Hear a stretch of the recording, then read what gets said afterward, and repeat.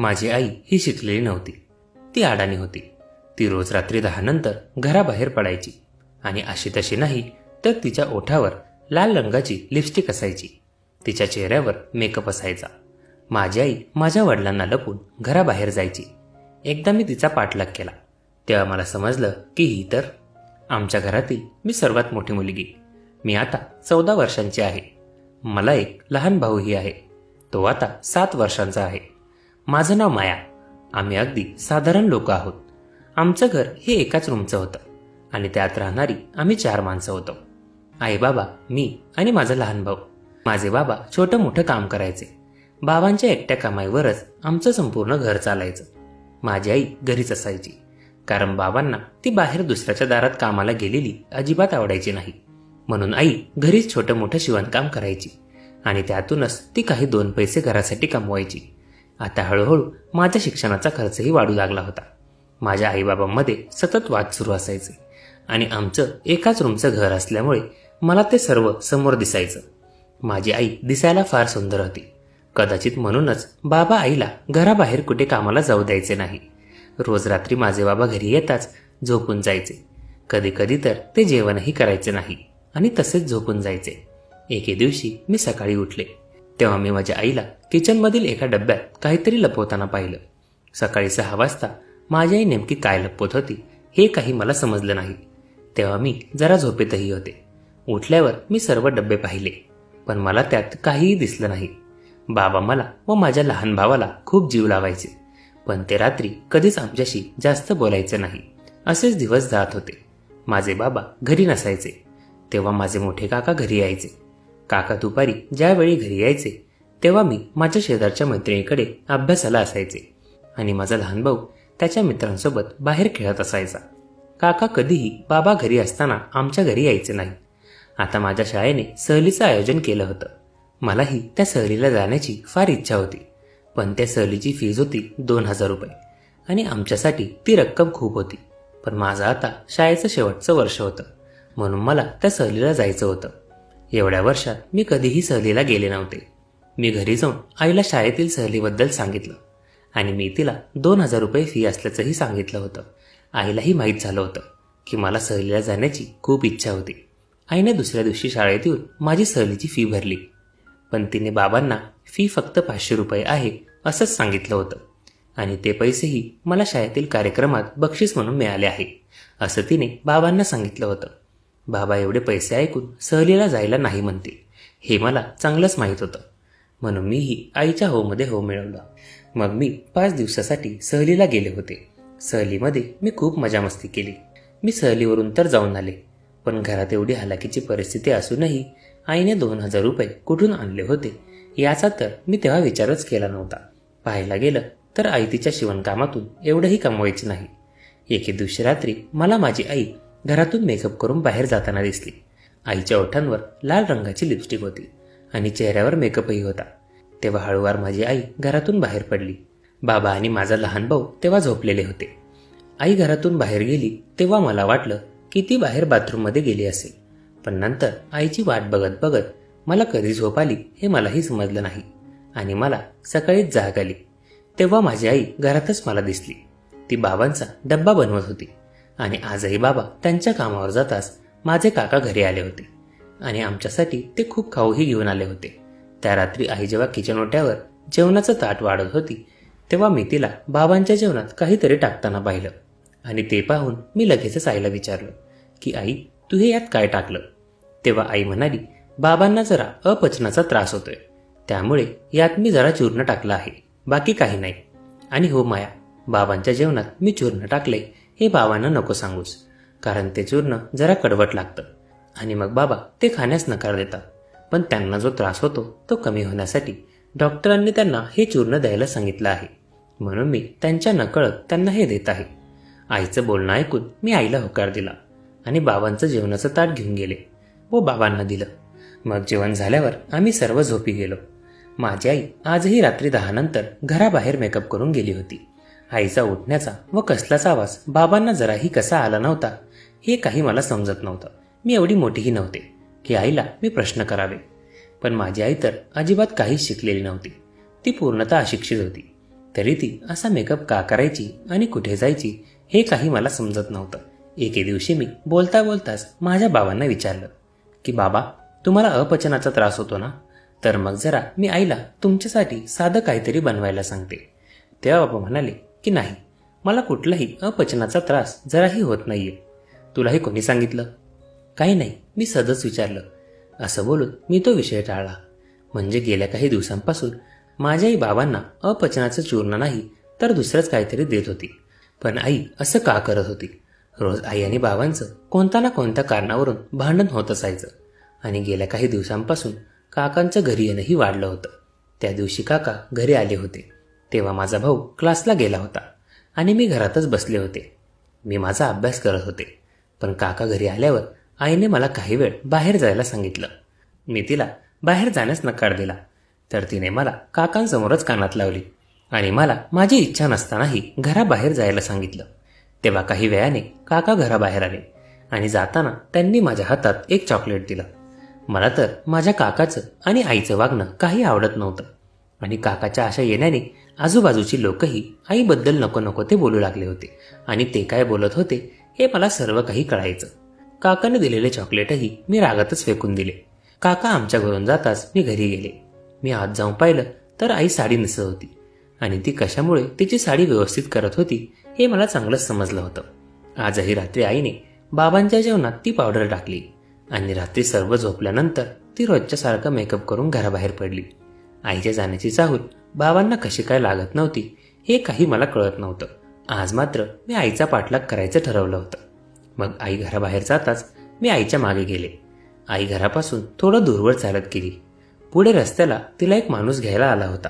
त्या माणसाचा चेहरा मला नीट दिसत नव्हता. आईचा पाठलाग करण्यासाठी मी घरून निघताना माझी सायकल सोबत घेऊन आले होते. आईची गाडी निघताच मीही माझ्या सायकलने तिचा पाठलाग करू लागले. त्या माणसासोबत आई घरापासून बरीच लांब आली होती. त्या माणसाने त्याची गाडी एका मोठ्या हॉटेलजवळ थांबवली. ते हॉटेल फारच मोठं होतं. गाडी लावून तो माणूस त्या हॉटेलमध्ये गेला व आईही त्याच्या मागे गेली. माझी आई नेमकी कोण होती आणि ती काय करायची हे तर फार मोठं रहस्यच होतं आणि ते फक्त माझ्या आईला माहीत होतं. एवढ्या रात्रीची एक अशिक्षित बाई लिपस्टिक लावून मेकअप करून एवढ्या मोठ्या हॉटेलमध्ये गेली होती, तेही एका अनोळखी माणसासोबत. म्हणजे माझी आई एक... अरे बापरे, या विचारांनीच माझा थरका पडत होता. तेव्हा तर मी आईचा सर्व काही प्रकार पाहिला व घरी आले. आणि घरी आल्यावर मी एक नजर माझ्या बाबांजवळ पाहिलं. माझ्या बाबांकडे बघता क्षणी माझ्या डोळ्यात पाणी आलं. कारण माझे बाबा दिवसभर आमच्यासाठी राबराब राबायचे आणि माझी आई बाहेर असले काम करत होती. माझी आई बाबांच्या नजरेवर काय करत होती हे माझ्या बाबांना जराही काही माहीत नव्हतं. माझी आई सकाळी कधी घरी यायची हे मला अजून काही लक्षात आलं नव्हतं. दुसऱ्या दिवशी माझ्या आईने रोज करते तसंच केलं. तिने बाबांच्या जेवणात काहीतरी मिक्स केलं व ती बाबांना ताट द्यायला जाऊ लागली. तेवढ्यात मी तिला थांबवलं. मी तिला म्हणाले की आई, तू तुझं आवर. मी बाबांना त्यांचं जेवणाचं ताट देऊन येते. आईने माझ्याकडे ते ताट दिलं. तेव्हा मी ते ताट घेतलं व माझ्या जेवणाच्या ताटासोबत ते बदलून घेतलं आणि बाबांना वाढलेल्या ताटात मी जेवण केलं. तेव्हा जेवण होताच मला लगेचच गुंगी येऊ लागली आणि मी तर थोड्या वेळातच झोपी गेले. आणि मग मला सकाळीच जाग आली. सकाळी म्हणजे अगदी 11 वाजताच. लेट उठल्यामुळे मी माझी शाळाही मिस केली होती. आणि मी जेव्हा उठले तेव्हा आई माझ्याजवळ आली व ती माझं अंग तपासू लागली. ती मला म्हणाली, तुला ताप तर नाही ना आला? आज एवढा वेळ झोपलीस तर? आईने मला चेक केलं व तीच म्हणाली की तुला ताप तर नाहीये, मग तू आज एवढा वेळ कशी झोपलीस? आई तर एकसारखी मला प्रश्न करत होती. पण माझे विचार तर दुसरीकडेच होते की रात्री मला रोज सारखी जाग का नव्हती आणि मी एवढा वेळ झोपली तरी कशी? मला तर हा सर्व प्रभाव त्या पावडरचा वाटत होता जी आईने बाबाच्या जेवणात घातली होती. आणि ते जेवण काल रात्री मी खाल्लं होतं. म्हणजे माझी आई बाबांच्या जेवणात झोपेचं तर औषध टाकत नव्हती ना, कारण ते जेवण खाऊनच मला एवढी गाढ झोप आली होती. माझी आई तिच्या सौंदर्याचा आणि माझ्या बाबांच्या विश्वासाचा गैरफायदा उचलत होती. पण आता मी आईचं हे सर्व जास्त दिवस चालू देणार नव्हते आणि म्हणूनच आज रात्री मी आईच्या मागे जाण्याचं ठरवलं. आजही रात्री आई जेव्हा घराबाहेर निघाली तेव्हा मीही लपून आईच्या मागे गेले. आजही एक माणूस आईला घ्यायला आला होता आणि आई त्याच्यासोबत जायला निघाली होती. आई तिथून निघताच मीही तिच्या मागे गेले. आई आजही त्या मोठ्या हॉटेलमध्येच आली होती. आई आणि तो माणूस त्या हॉटेलमध्ये जाताच मीही माझी सायकल एका बाजूला लावली आणि त्यांच्या मागे आत गेले. मी आत जाण्यापूर्वी माझा चेहरा एका स्कार्फने झाकून घेतला होता, जेणेकरून मला माझी आई ओळखू शकणार नाही. मी त्या हॉटेलमध्ये आत गेले, पण तिथे मला माझी आई कुठेच दिसत नव्हती. ती नेमकी कुठल्या रूममध्ये गेली होती हेही मला माहीत नव्हतं. मी इकडे तिकडे पाहिलं तर मला तिथे माझे मोठे काका दिसले. ते चांगल्या सूटबूटमध्ये तिथे फिरत होते आणि तिथल्या लोकांची ते विचारपूसही करत होते. त्यांनी मला बघितलं व ते माझ्याजवळ येऊ लागले. काकांना माझ्याकडे येताना बघून मी समोरच्या दिशेने जाऊ लागले. समोर मला मोठं वॉशरूम दिसलं. मी त्या वॉशरूममध्ये गेले. आतमध्ये जाताच समोरील दृश्य पाहून माझ्या पायाखालची जमीनच सरकली, कारण तेव्हा माझ्यासमोर माझी आई होती आणि ती तिथे टॉयलेट बाथरूम साफ करत होती. तिच्या अंगातला ड्रेसही तिथल्या कर्मचाऱ्यांच्या युनिफॉर्म सारखाच होता. मला आत असं स्तब्ध उभं पाहून ती माझ्याजवळ आली आणि मला म्हणाली, मॅडम काय झालं, काही हवंय का तुम्हाला? मी स्कार्फ बांधल्यामुळे माझ्या आईने मला ओळखलं नव्हतं. मी तेव्हा तिला म्हणाले की इथे पूर्वी वेगळ्या मावशी होत्या, तुम्ही कोण आहात? त्या पहिल्या मावशी कुठे गेल्या? हे मी तिला विचारताच ती म्हणाली की मॅडम, गेल्या 2 महिन्यांपासून मी इथे काम करत आहे. पहिले इथे कामाला कोण होतं ते मलाही माहीत नाहीये. तुम्हाला काही हवं असेल तर सांगा, मीही इथे तुमची सहायता करण्यासाठीच आहे. आईला असं काम करताना पाहून तिचं बोलणं ऐकून माझ्या डोळ्यात पाणी येऊ लागलं आणि तेव्हा माझ्याने राहवलं नाही. मी माझ्या आईसमोर माझ्या चेहऱ्यावरचा स्कार्फ काढला. मला पाहून आई थक्कच झाली होती. ती मला म्हणाली की तू इथे कशी काय आलीस? तुला कोणी सांगितलं की मी इथे आहे? आई, गेल्या काही दिवसांपासून मी तुला मेकअप करून घरातून असं रात्रीचं निघताना पाहत होते, म्हणून आज मी तुझा पाठलाग केला व इथवर आले. पण आई, तू इथे काय करतेस? इथे मी काकांनाही पाहिलं. तुझं व काकाचं हे काय चाललंय?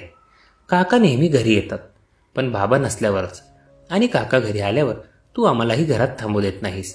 आता तरी सांगशील का तुझ्यात आणि काकामध्ये काय आहे ते? माया, तुझ्या बोलण्यावरून मला सगळं समजतंय की तू माझ्या आणि काकांच्या नात्याला काय समजले आहेस. तर आता तू इथपर्यंत आलीच आहे आणि तुला सर्व काही माहीतही झालंय. तर ऐक, तुझे काका नेहमी घरी येतात पण बाबांसमोर येत नाहीत. या गोष्टीचा तू वेगळा अर्थ काढला आहेस ना? तुझे मोठे काका तुझ्या बाबांसमोर यासाठी आपल्या घरी येत नाही कारण तुझ्या बाबांचं आणि काकाचं भांडण झाले.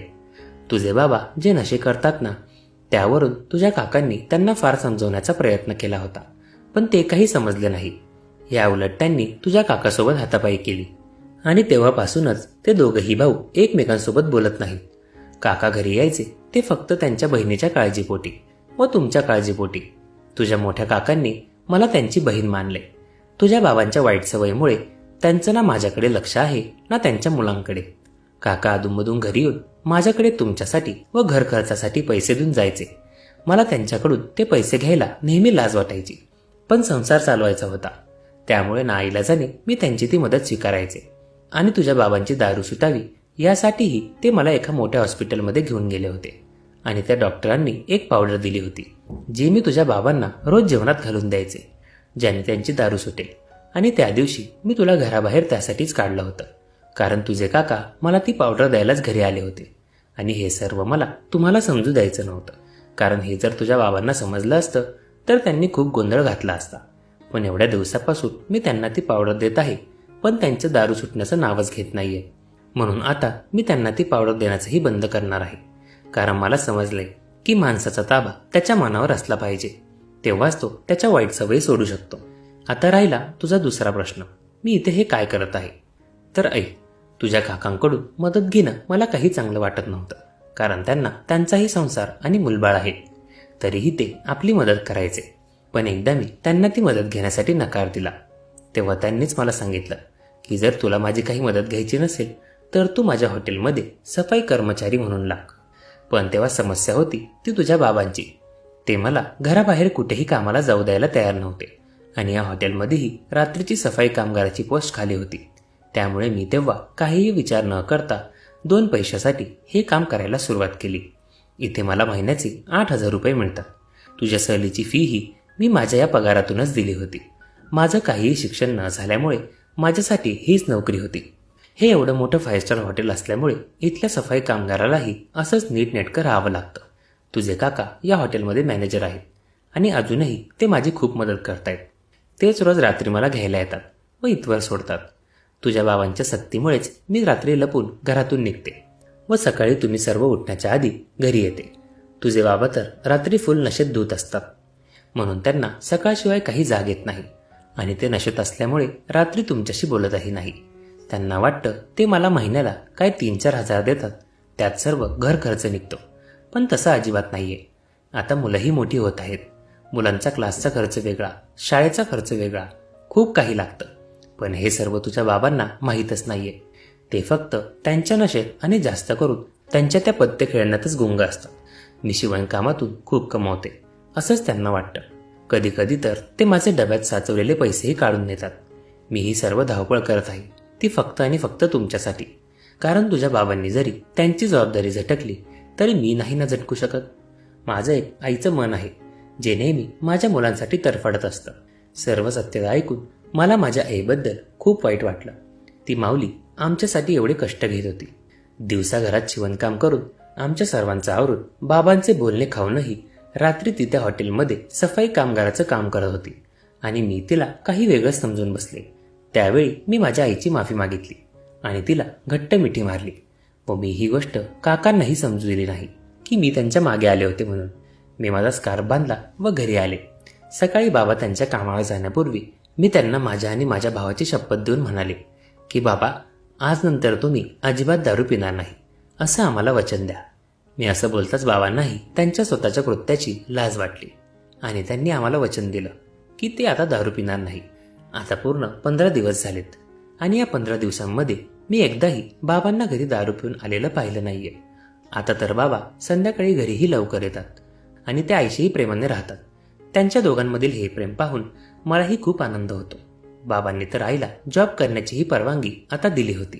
हळूहळू सर्व काही ठीक होत चाललं होतं. मीही स्वतःला वचन दिलं की मी खूप शिकणार आणि माझ्या आईवडिलांचे दिवस बदलवणार.